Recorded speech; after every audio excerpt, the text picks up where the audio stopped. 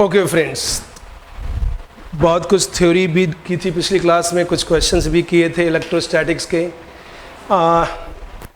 Few points are left, उन points को ज़रा मैं डिस्कस करना चाहता हूँ जो जनरली आपकी नॉर्मल क्लास में नहीं डिस्कस किया होगा, और फिर क्वेश्चंस पे आएंगे।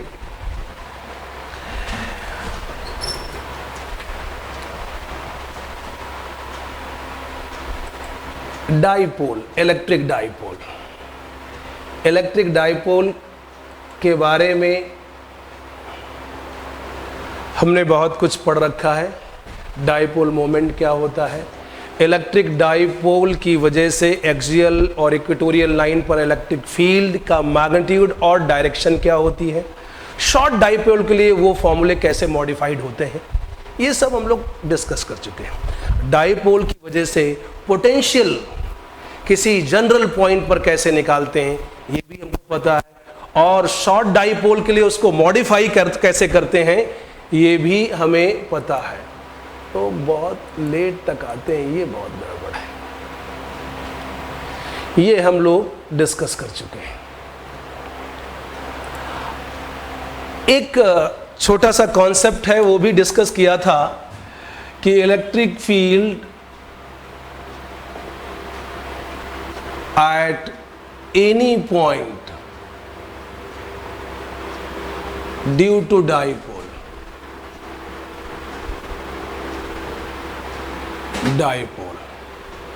at any point due to dipole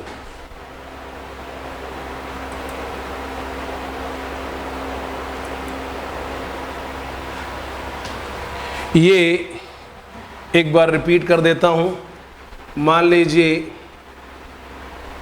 ये पॉजिटिव और ये डाइपोल दिया हुआ है, इससे इस पॉइंट पर डाइपोल की वजह से इलेक्ट्रिक फील्ड निकालना है। ये r डिस्टेंस है, इसका डाइपोल मोमेंट p वेक्टर है।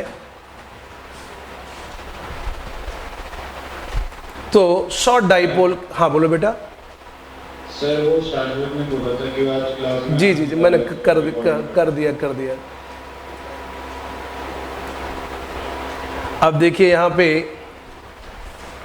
अगर शॉर्ट डाइपोल के लिए हमें इलेक्ट्रिक फील्ड लिखना है तो इलेक्ट्रिक फील्ड का formula 1/4 pi epsilon naught p/r³ root over 3 cos square theta plus 1, ये इलेक्ट्रिक फील्ड का मैग्नीट्यूड होगा। ये पॉइंट ना तो एक्सियल लाइन पर है और ना ही इक्वेटोरियल लाइन पर है। अगर थीटा को 0 डाल दिया जाएगा देन ये ऑटोमेटिकली कन्वर्ट हो जाएगा एक्सियल लाइन के लिए, थीटा को 90 डाल दिया जाएगा तो ये कन्वर्ट हो जाएगा इक्वेटोरियल लाइन के लिए। ठीक है, हमने जनरल पॉइंट पर इलेक्ट्रिक फील्ड निकाल के बता दिया आपको। यहाँ पे इस पॉइंट पर let's say net electric field की डायरेक्शन ये है, मैंने ये इलेक्ट्रिक फील्ड की डायरेक्शन निकाल ली, इलेक्ट्रिक फील्ड की डायरेक्शन। अब हमें ये डायरेक्शन अगर देनी हो, इसको हमने एक्सट्रापोलेट किया, ये एंगल कितना होगा ये देखते हैं। हमें डायरेक्शन देनी है तो ये एंगल कितना होगा ये निकालते हैं।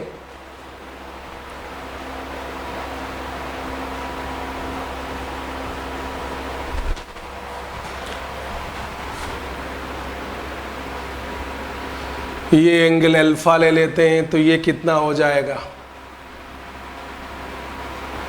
Theta plus alpha.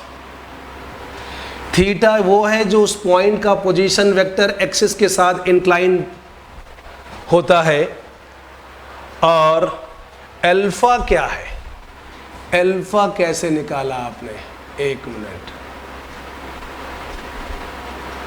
ये अल्फा है।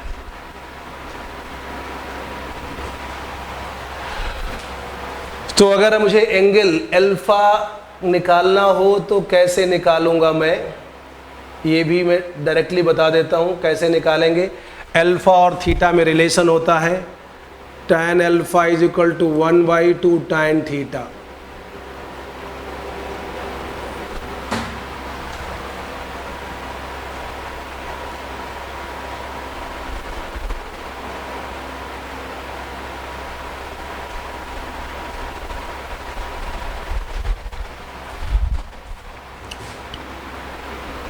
ये डाइपोल मोमेंट की डायरेक्शन दी हुई है।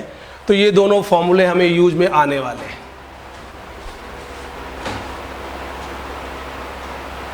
पोटेंशियल आप निकाल ही चुके थे, पोटेंशियल के बारे में आपको पता था डाइपोल की वजह से, वो तो हमने उस पर भी कराया था। वो क्या था, 1/4 pi epsilon not P cos theta by R square. एक और ऑब्जर्वेशन आपको समझाया गया था कि पॉइंट चार्ज की वजह से इलेक्ट्रिक फील्ड 1/r स्क्वायर के प्रोपोर्शनल होती है, डाइपोल की वजह से 1/r क्यूब के प्रोपोर्शनल होती है। पोटेंशियल 1/r के प्रोपोर्शनल होता है पॉइंट चार्ज की वजह से, पोटेंशियल 1/r स्क्वायर के प्रोपोर्शनल होता है डाइपोल की वजह से।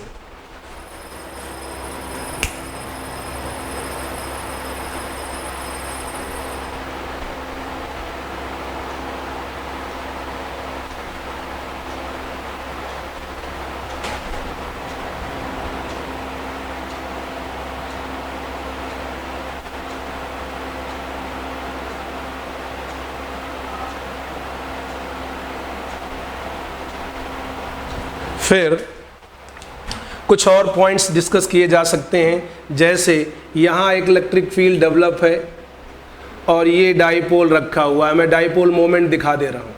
इसको स्मॉल एंगल थीटा से डिस्प्लेस कर दिया गया तो ये ऑसिलेट करेगा, और जो ये ऑसिलेशन होगा ऐसे ऐसे होगा, और ये ऑसिलेशन SHM होगा। अगर एंगल बहुत छोटा है तो, बड़ा एंगल होगा तो नहीं, छोटा एंगल है तो ये SHM होगा। और अगर ये SHM है तो इसका टाइम पीरियड पूछा जा सकता है। T = 2 pi root over I upon PE।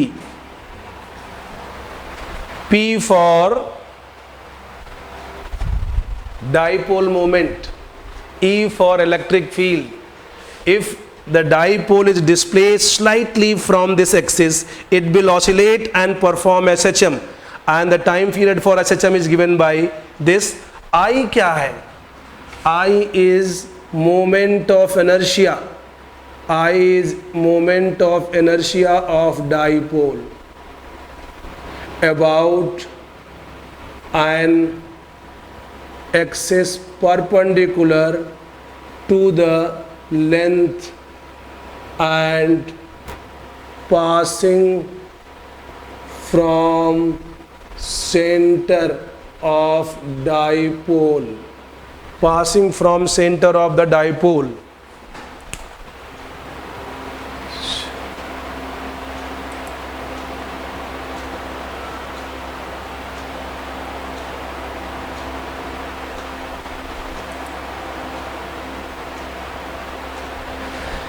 कभी कभी डाइपोल और डाइपोल के बीच फोर्स निकालने की भी बात आ सकती है। How the two dipoles will interact with each other, थोड़ा सा उसमें एक ब्रीफ, बहुत ज़्यादा नहीं, थोड़ा सा ब्रीफ मैं बता देता हूँ उसके बारे में भी। पॉसिबिलिटी कम है लेकिन फिर भी आ सकता है, तो सुन लेते हैं उसके बारे में। हेडिंग डाल दीजिए, इंटरेक्शन बिटवीन, या डाइपोल इंटरेक्शन, डाइपोल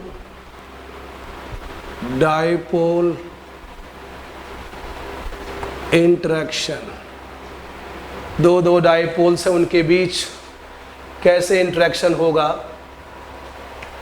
तो मान लीजिए हमारे पास एक डाइपोल ये दिया हुआ है, इसका डाइपोल मोमेंट P1 है, दूसरा डाइपोल यहाँ दिया हुआ है, इसका डाइपोल मोमेंट P2 है। मैकेनिज्म हमें मालूम है, डाइपोल मोमेंट की डायरेक्शन किधर से होती है, नेगेटिव से पॉजिटिव होती है।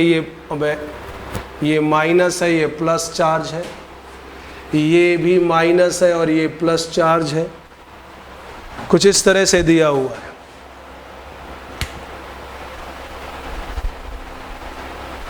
डाइपोल मोमेंट्स दिए हुए हैं, तो जो फोर्स होगा वो फोर्स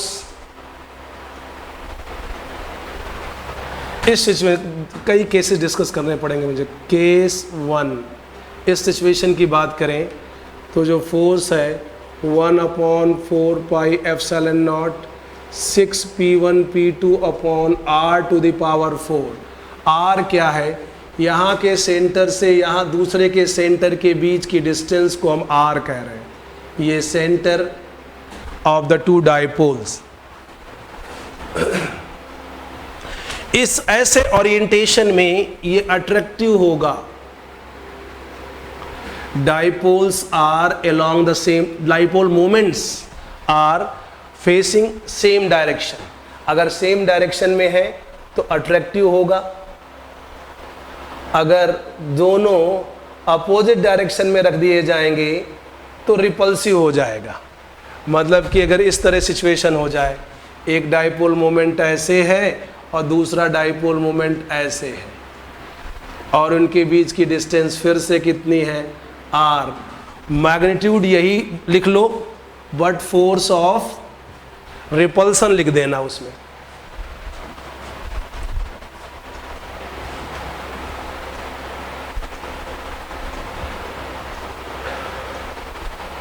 ऐसा भी हो सकता है केस कि ये डाइपोल ऐसे रखें।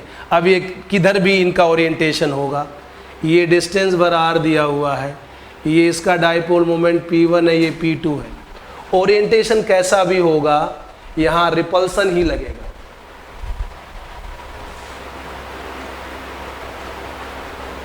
नहीं, और ओरिएंटेशन भी फिक्स कर देते हैं।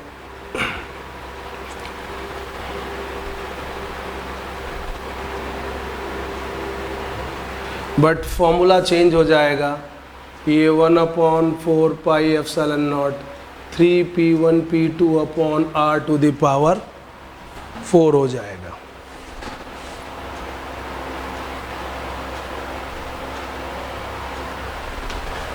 ऐसी सिचुएशन अगर है कि एक डाइपोल ऐसे दिया हुआ है और दूसरा डाइपोल सेंटर लाइन पे ऐसे दिया हुआ है, ये डिस्टेंस r है, ये डिस्टेंस r है, उसका भी फॉर्मूला यही होगा।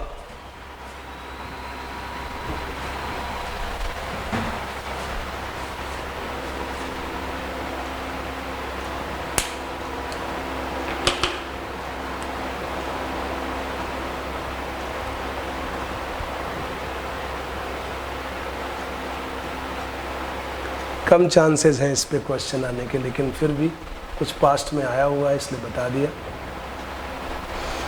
एक क्वेश्चन करते हैं, आइए।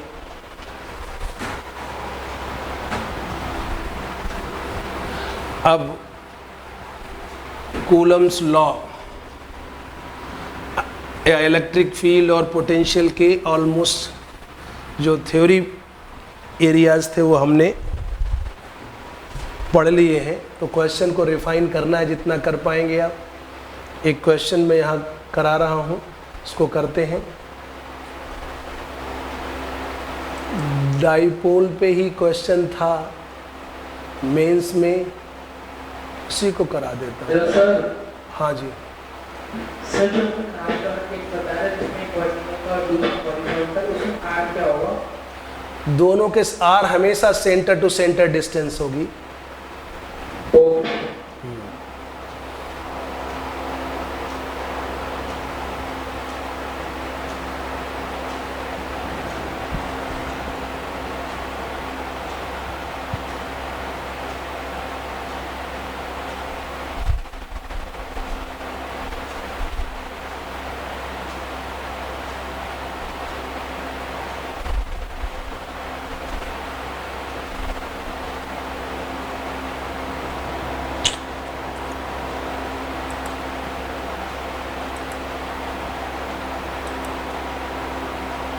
लिखिए, an electric dipole is placed along x axis. An electric dipole is placed along x axis at origin O,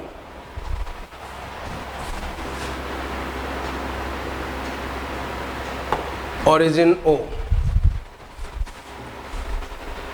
a point P at a distance 20 centimeter from the origin. कुछ ये situation diagram ही बना देता हूँ. ऐसे रखा हुआ है dipole यहाँ, और इस पॉइंट की बात हो रही है. ये 20 सेंटीमीटर लॉन्ग है, ये π/3 एंगल बना रहा है.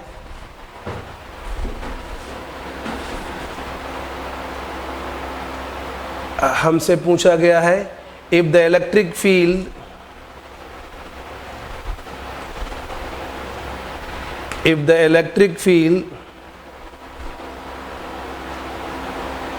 at P makes an angle theta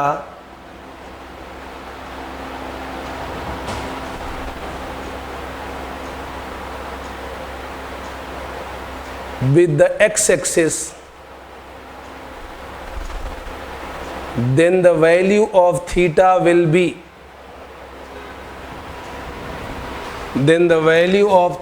will be A option π/3, B option π/3 plus tan inverse √3/2, C 2π/3, and D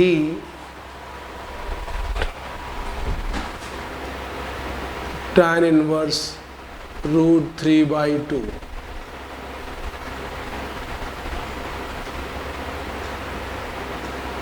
√3/2.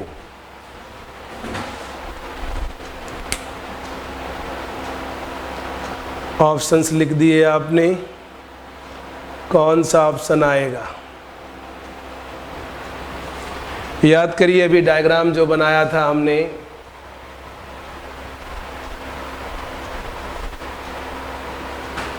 Diagram बनाया था, इसने क्वेश्चन कौन सा क्या पूछा है हमसे ये वाला एंगल पूछ रहा है, ये वाला एंगल. ये हमने क्या ये बोला ये थीटा है. कहाँ गया क्वेश्चन में, थीटा बोल रहा है. ये इलेक्ट्रिक फील्ड है, ये अल्फा है. तो थीटा पूछा है, थीटा क्या होगा π/3 प्लस अल्फा.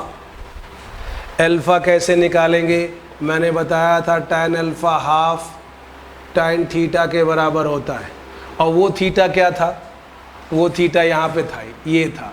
इसको कुछ और ले लो, फाई, ये था. तो इसका मतलब tan अल्फा हाफ tan π/3 आ गया. π/3 क्या होता है √3/2. tan अल्फा हो गया tan इनवर्स √3/2. यहाँ डाल दीजिए तो π/3 प्लस tan इनवर्स √3/2. कौन सा ऑप्शन है, बी ऑप्शन करेक्ट है. नोट कर लीजिए प्लीज़.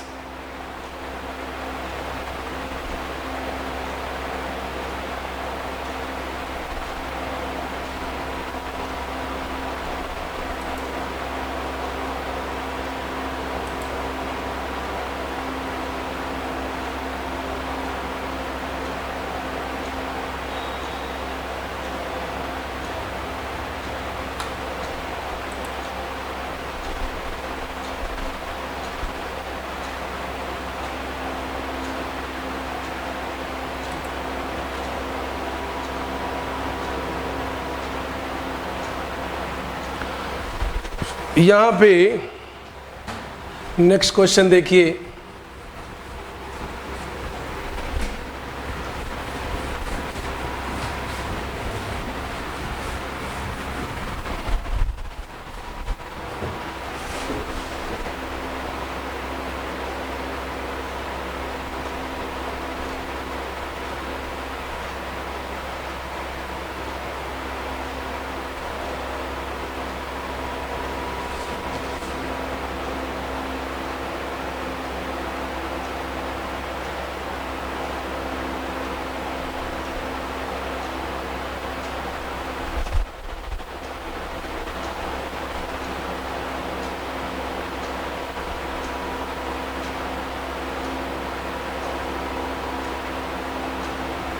क्वेश्चन कह रहा है कि late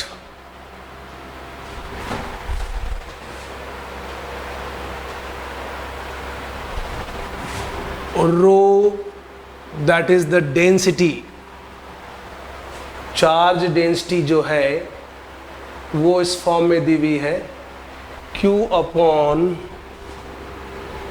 upon pi r square, pi r to the power 4 है, और आर एक्चुअली क्या है, एक ये स्फीयर है, इसकी रेडियस कैपिटल आर है, और इसमें जो चार्ज डेंसिटी है वो कांस्टेंट नहीं है हर जगह पे, वो that is a function of distance. तो आर डिस्टेंस, मान लीजिए आर डिस्टेंस पर निकाल रहे हैं तो ये चार्ज डेंसिटी दे रखी है, and Q is the charge given to the sphere, total charge Q है।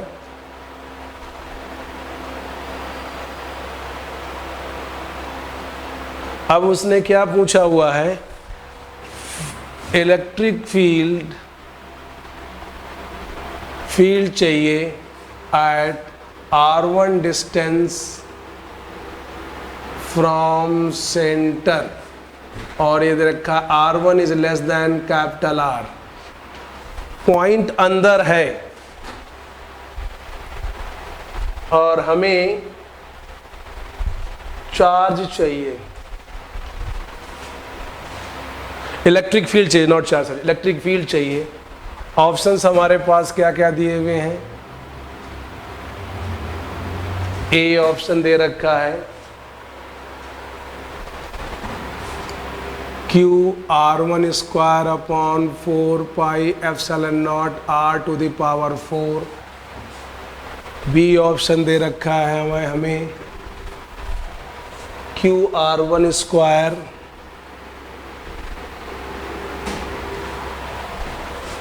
3 pi epsilon not R to the power 4,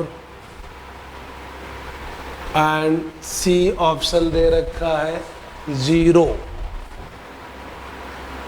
and D option है Q upon 4 pi epsilon not R1 square. देखिए कौन सा option सही होगा।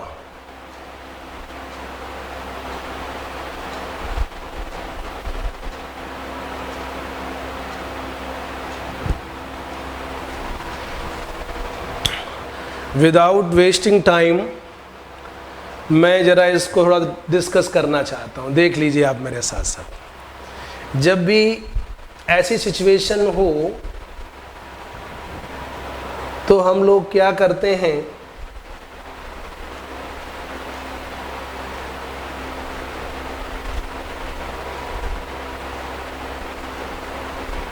कैसे करेंगे, हमें चार्ज निकालना है। तो मान लीजिए ये हमारे पास वो स्फीयर दिया था, एक हम हॉलो शेल कंसीडर करेंगे, रेडियस R और ये जो थिकनेस है ये dr है, ये एक हॉलो स्फेरिकल शेल है, एलिमेंटल सेल। तो पहले dq निकालेंगे, चार्ज in the assumed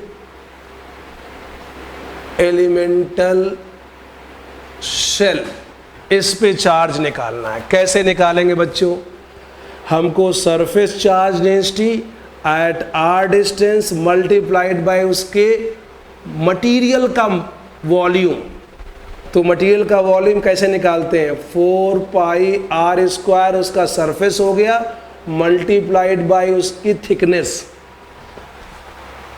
इससे आपने क्या निकाल लिया, dq निकाल लिया। ज़रा वैल्यू डाल दें, वैल्यू डालते हैं बच्चों, Q upon pi R to the power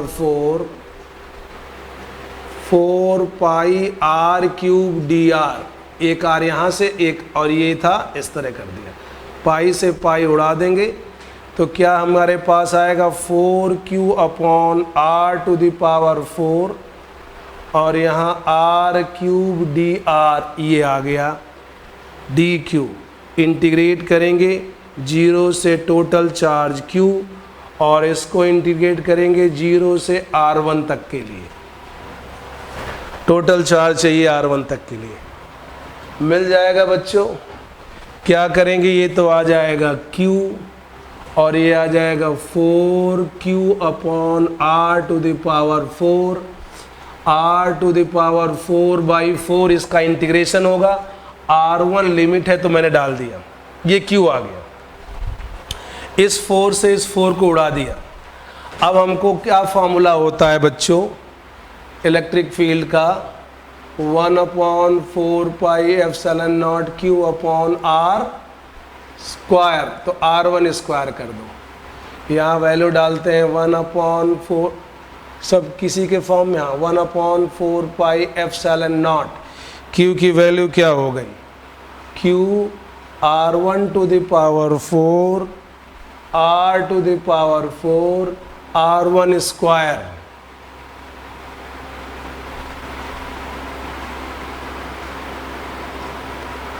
यहाँ से इसको इससे काटेंगे तो R1 स्क्वायर बचेगा, ये इलेक्ट्रिक फील्ड आ जाएगी।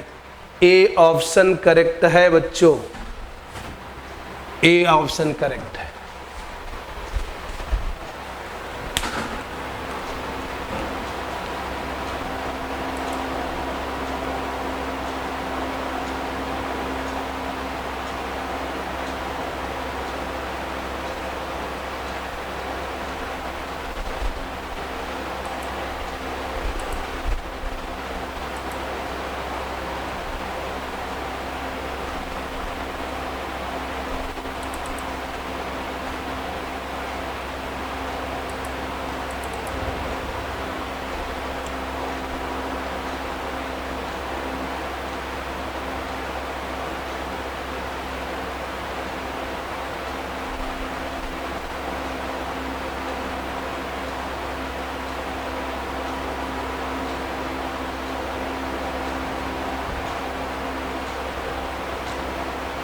एक बात मुझे याद आई, कई एग्जामिनेशंस में ग्राफ ड्रॉ करने को आया था, electric field due to binary charge configuration. मैं वो एक बार यहाँ पर आपको नोट्स में लिखाना चाहता हूँ, भूल जाऊँगा। ये रब कर लिया सबने?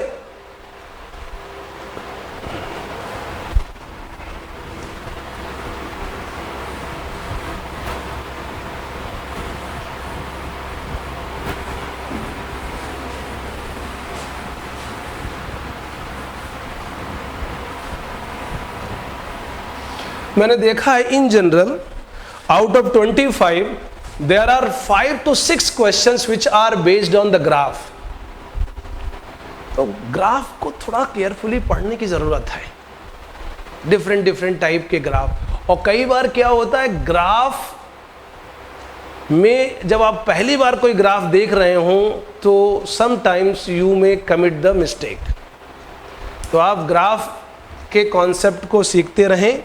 जैसे मैं अभी याद आ गया, ये कॉन्सेप्ट सिखाना चाह रहा हूँ, graph of electric field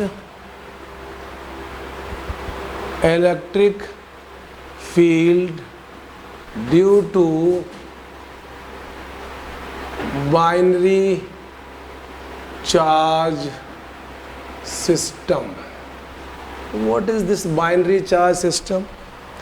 binary charge का मतलब है कि two charges having same magnitude. अब उनकी पोलैरिटी अलग अलग हो सकती है, सेम भी हो सकती है। तो for every case I will discuss the graph. both charges are positive, both charges are negative, both charges नहीं, एक पॉजिटिव दूसरा नेगेटिव।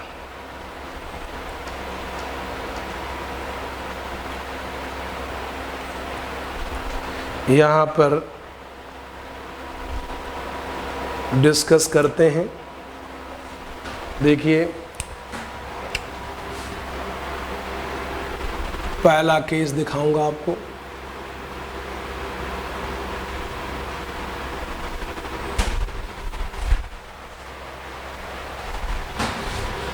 यहां पर प्लस क्यू रखा है और यहां भी प्लस क्यू रखा है। अब इलेक्ट्रिक फील्ड का वेरिएशन इनके बीच कैसा होगा? सेंटर ये कुछ ऐसा होगा, इसके बाहर कैसा होगा? इसके बाहर कैसा होगा? ये कुछ ऐसा होगा, ये कुछ ऐसा होगा। ये दोनों चार्ज मैंने पॉजिटिवली, आप ड्रॉ करते जाइए, मुझे बार बार मिटाना पड़ेगा या मुझे एक साथ, चलो बना देता हूँ, अलग बनाता हूँ। केस दूसरा क्या है?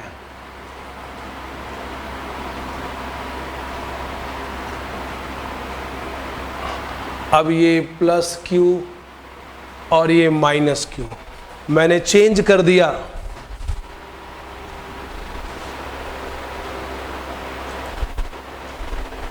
मैंने चेंज कर दिया,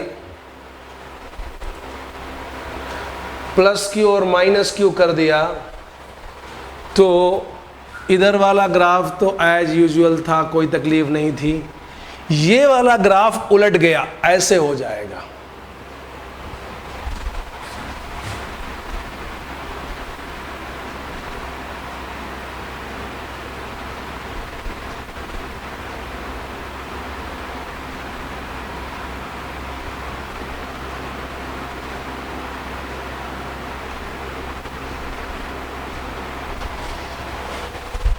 कुछ गड़बड़ हो रहा है, रुक जाइए।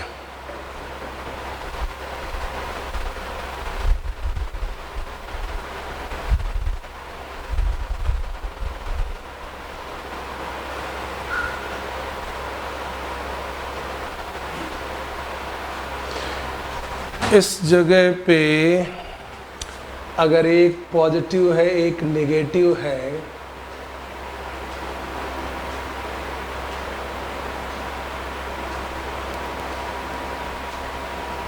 तो इलेक्ट्रिक फील्ड जीरो होगी। इसके उधर जाएंगे तो इलेक्ट्रिक फील्ड बढ़ने लगेगी।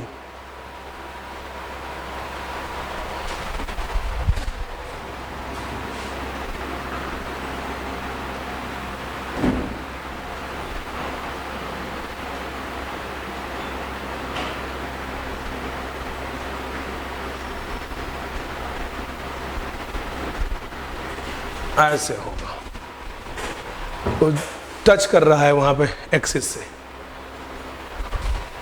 और इस तरफ वाला चूँकि नेगेटिव है,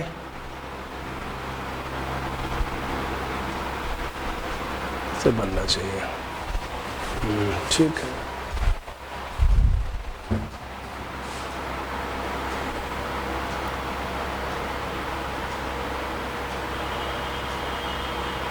ऐसे बनना चाहिए।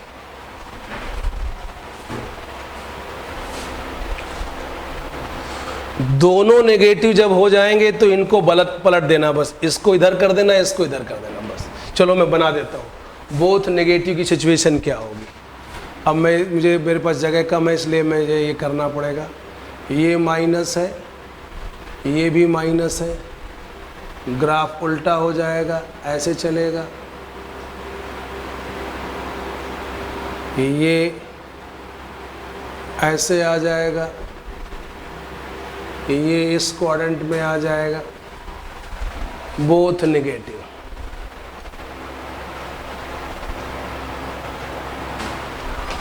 और यहाँ पे अगर ये सिचुएशन बदल दें, ये पॉजिटिव हो जाए और ये नेगेटिव हो जाए, तो ग्राफ बदल जाएगा। ये वाला ग्राफ यहाँ पे क्या हो जाएगा, ये तो ऐसे हो जाएगा।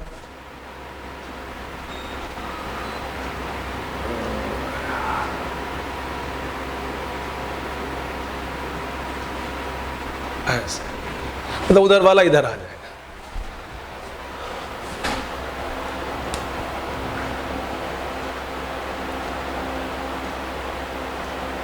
इन ग्राफ्स को पढ़ना और थोड़ा आत्मचिंतन करना। आत्मचिंतन समझते हैं ना? पढ़िएगा और सोचिएगा और दिमाग में बिठाने की कोशिश करिएगा, जिससे ये स्टेबलाइज हो जाए।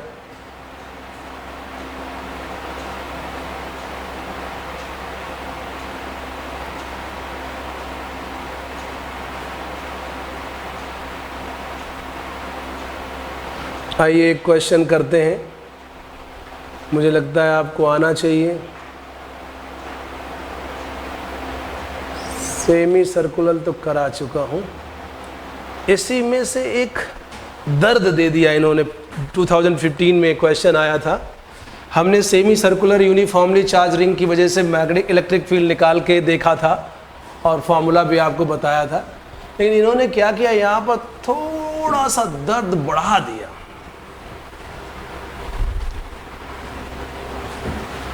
उसको हैंडल करते हैं कैसे। सेमी सर्कुलर तो है,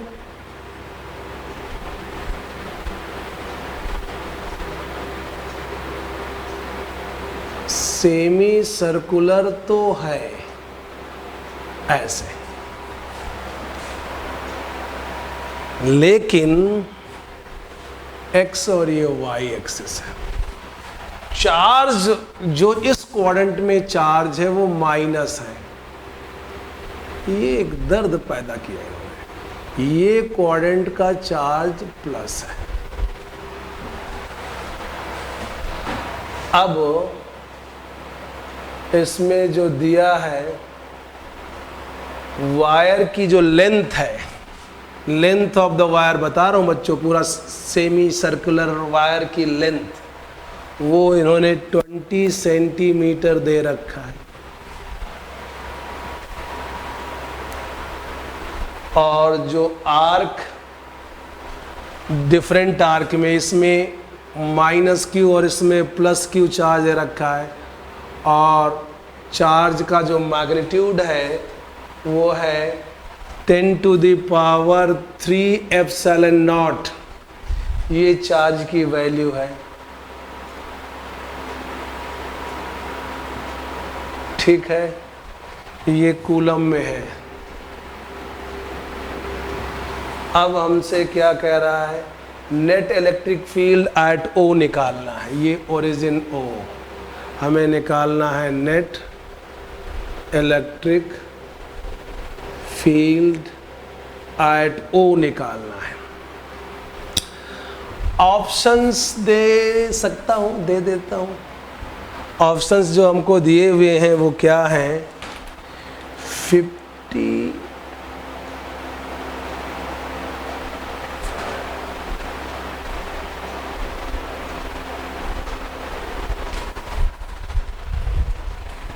× 10⁻³ न्यूटन पर कूलम जे कैप। बी है 50 × 10⁻³ -3 नहीं है, +3, यही मुझको डाउट हो रहा था। ये +3 है, +3 है। न्यूटन पर कूलम आई कैप। सी 25 × 10⁻³ न्यूटन पर कूलम जे कैप। डी 25 × 10⁻³ न्यूटन पर कूलम आई कैप। आई कैप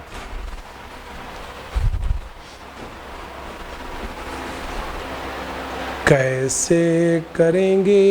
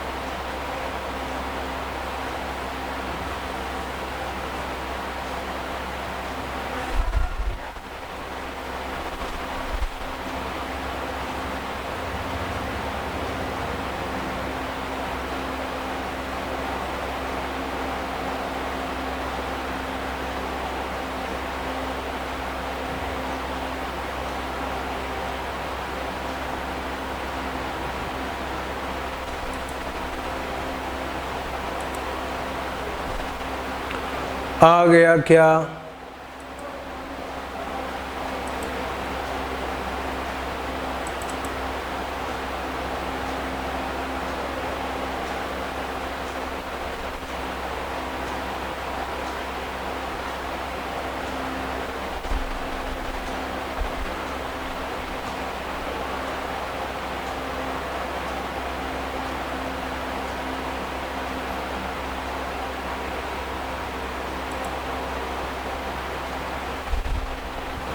देखिए, किसी भी आर्क की वजह से मैंने बताया था, अगर कोई आर्क है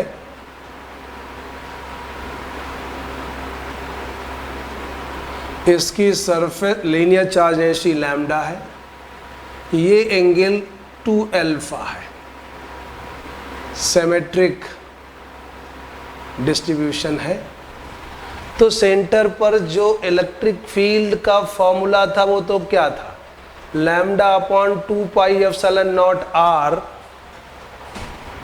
lambda upon 2 pi epsilon naught r into sine alpha.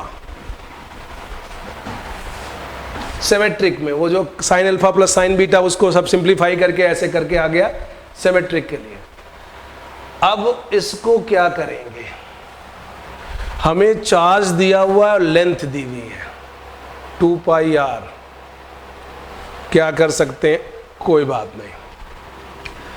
जब नेगेटिव चार्ज है इसलिए इलेक्ट्रिक फील्ड की डायरेक्शन इसकी वजह से इधर होगी, ये पॉजिटिव चार्ज है तो इसकी वजह से इलेक्ट्रिक फील्ड की डायरेक्शन इधर होगी। दोनों इलेक्ट्रिक फील्ड अलग अलग निकाल लेते हैं, E1 E2, और जो ये दोनों इक्वल होंगे, E1 का मैग्नीट्यूड और E2 का मैग्नीट्यूड इक्वल होगा। कितना होगा जरा देखते हैं। लैम्डा कैसे निकालेंगे?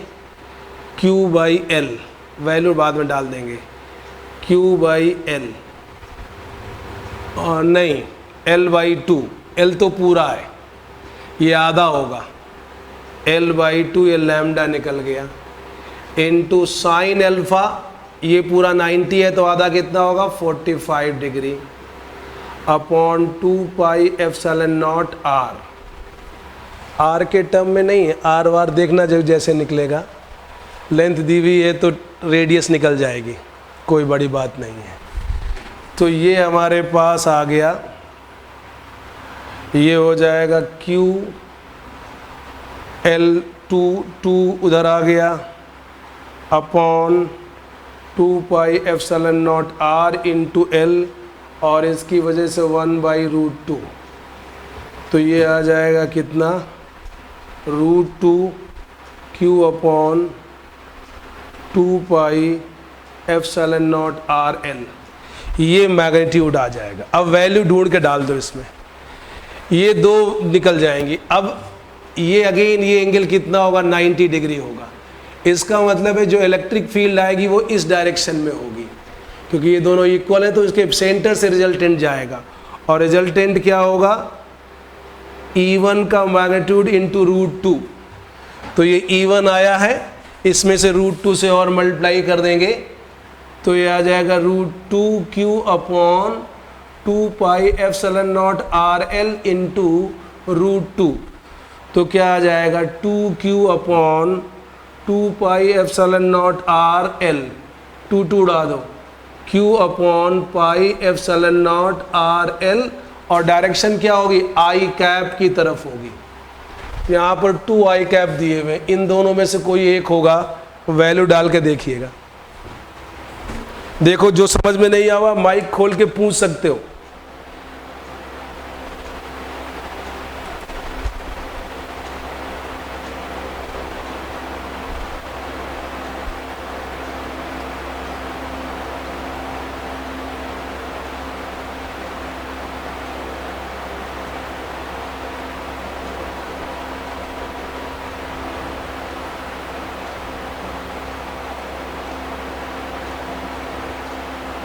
करके देखें, क्या वैल्यू निकालें? चलो निकाल लेते हैं, यही अगर आपकी मर्जी है तो। Q हमें दिया था कितना? 10⁻³ एप्सिलॉन नॉट दिया हुआ था अपॉन पाई आर, पास में रख लेते हैं,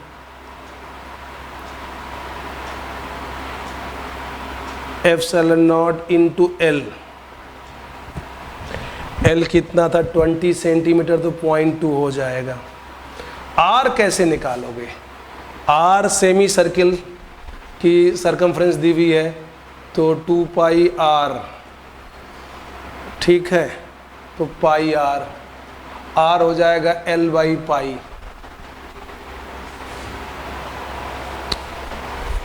पाई आर एल के बराबर होगा, तो एल बाई पाई। एल हमारे पास कितना दिया है 0.2 बाई पाई, यहाँ डाल देते हैं, ये इससे कट गया, यहाँ पर पाई इंटू 0.2 बाई पाई, ये भी कट जाएगा, तो आ जाएगा 10⁻³ 0.2 इंटू 0.2। तो ऊपर हमने 100 divided by 4 into 10⁻³ 25 10⁻³ I cap. D correct है।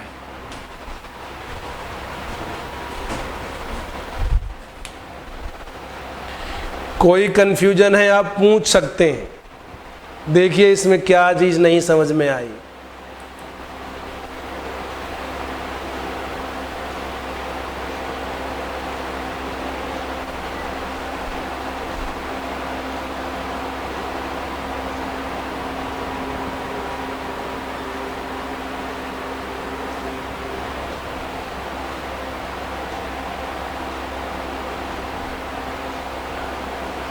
एक सिंपल सा क्वेश्चन,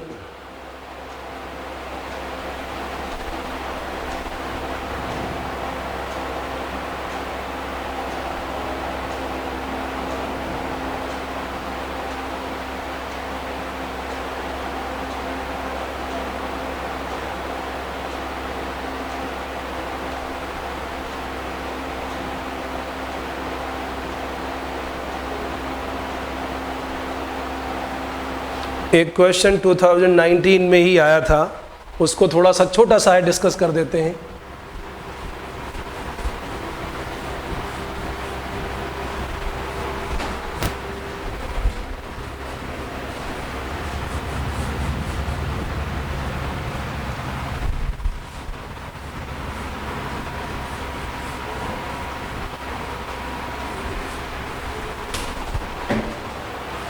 देखिए कैसे, क्या था question. 2 point charges are placed on x axis at, मैं डायग्राम बना देता हूँ, ये x axis है, इसमें 2 point charges x = 1 और x = 4 पर रखे हुए हैं। क्या वैल्यू है? ये है √10 माइक्रोकूलम और दूसरा है -25 microcoulomb, -25 microcoulomb. The electric field at a point y = 3 on y axis, ये हमारे पास y एक्सिस है, ये पॉइंट है 0,3, यहाँ पर इलेक्ट्रिक फील्ड निकालनी है।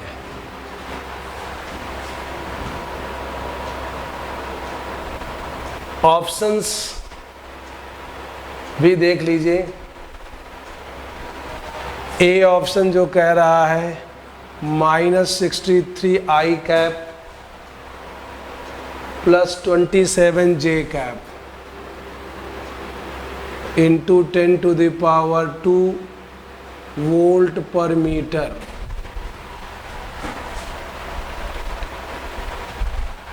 ऐसे ही बी ऑप्शन में कह रहा है 81 I cap -81 J cap into 10⁻², ऐसे है, समझ लीजिए ये दोनों में लगा हुआ है, volt per metre.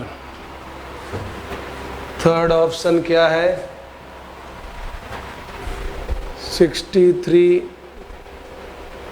Minus 27 J cap to 10 to the power 2 volt per metre. D option जो हमें दिया हुआ है वो है माइनस, इसमें लगा लो बस, minus 81 I cap plus 81 J cap into 10 to the power 2 volt per metre. बताइए कौन सा ऑप्शन सही है?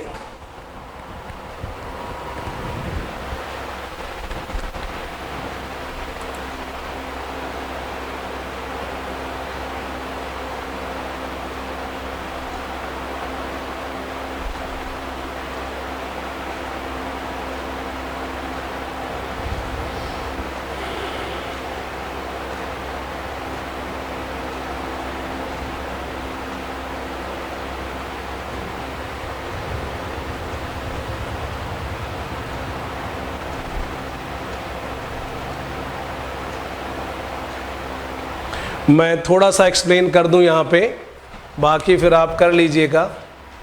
देखो कुछ ये सिचुएशन है, ये पहला चार्ज है, ये दूसरा चार्ज, इस पॉइंट पर निकालना है। ये पॉजिटिव चार्ज है, ये नेगेटिव चार्ज है। पॉजिटिव चार्ज की वजह से इलेक्ट्रिक फील्ड दूर की तरफ होगी, ये E1 वेक्टर हो जाएगा। ये आपको डिस्टेंस दिया है, ये डिस्टेंस दिया है, ये डिस्टेंस मिल जाएगी, निकल जाएगा, ये एंगल भी निकल जाएगा, मान लीजिए θ1 है। लेकिन ये नेगेटिव चार्ज है, तो अगर ये लाइन कुछ इस तरह से इसको जोड़ रही है ऐसे, तो यहाँ पर इस तरफ इलेक्ट्रिक फील्ड होगी E2। अब इसमें से फिर ये डिस्टेंस चाहिए हमको, ये पूरा दिया हुआ है और ये दिया हुआ है, तो हमें पाइथागोरस से ये मिल जाएगा, और ये एंगल θ2 है, tan थीटा भी मिल जाएगा, परपेंडिकुलर अपॉन बेस, दोनों के एंगल मिल जाएंगे और दोनों के मैग्नीट्यूड मिल जाएंगे। फिर क्या करना है, रिजॉल्व करके ऐड कर देना है। फिर आप क्या कर लीजिएगा, रिजॉल्व कर लीजिएगा, तो एक तो जो समेशन ऑफ Ex जो आएगा वो i cap plus summation of Ey जो आएगा जे कैप, ये आंसर आएगा। अब ये क्या आएगा, ये निकाल के देखना पड़ेगा। आंसर कौन सा करेक्ट है मैं बता देता हूं।